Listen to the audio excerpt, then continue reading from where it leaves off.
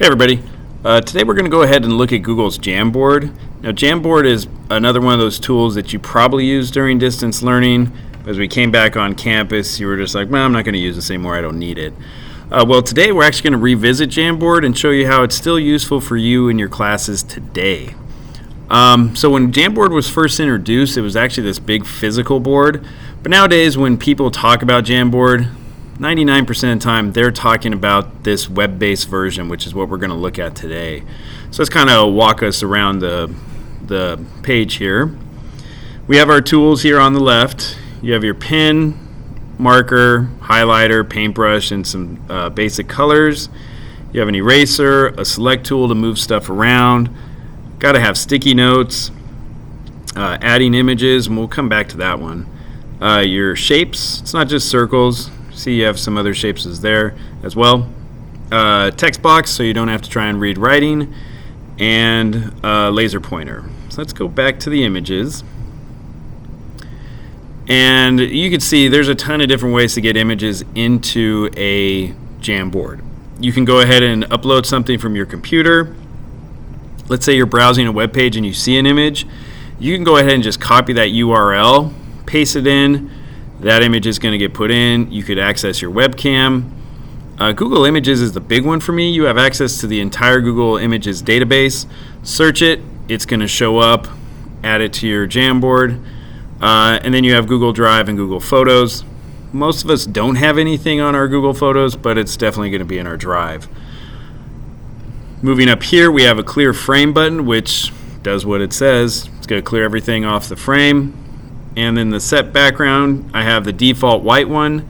I have dots, I have lines, I have just regular graph paper, this sort of inverted gray graph paper, a blue and a black background. But the nice thing about this is you now have this image button here, so if I want to change the background, none of those really appeal to me. I could just go to Google Images and search for something. So I will go with a solid red background. And I'm going to throw in wallpaper just so it spans the entire page. I don't have to worry about it not fitting. It's going to load, and then all I have to do is find one that fits across. There we go. So you want something that's going to be about that size, that's the same dimensions. And now I have my background. If I want to change it, go back here and say, you know what, I didn't like the red. How about green? And then there it is right there. Select that, set it, and there it's going to change. Now, one thing you might not realize is that Jamboard is actually a Google file, much like a doc, a slide, or a sheet, which means you could assign it in Google Classroom. It's a great way to start a class by brainstorming. You could put the day's topic up there, find out what they know about the topic. They could add in sticky notes, images, just a way to get their brains thinking for the day. You could also review, like, hey, what did we learn yesterday? What did you recall? What was the big thing you pulled out of yesterday's lesson? So something of that nature. And then if you want to, you could assign a project Jamboard file and then just assign each slide to individual groups. All I did was take a sticky note, put in some names, and they're going to come in and work on that slide. Now, before you kind of get freaking out thinking of people jumping from slide to slide, remember, since it is a Google file, you have a version history and you could see who moves what around. So that is a nice thing. Students, they kind of understand now that they could get tracked on Google Files. So I don't think you have to worry about that as much anymore. The other thing you could use, you could assign a Jamboard at the beginning of class, and as you're working through the lesson, you could have this quick check-in. How are you feeling? You could see here I pre-made a whole bunch of thumbs down so they could just take it and grab it.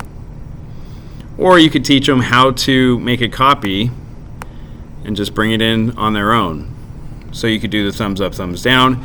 If you want to, you could also just do a number line. How are you feeling? They just come over here, grab their dot, grab the wrong part. There we go. And drop it in. Okay?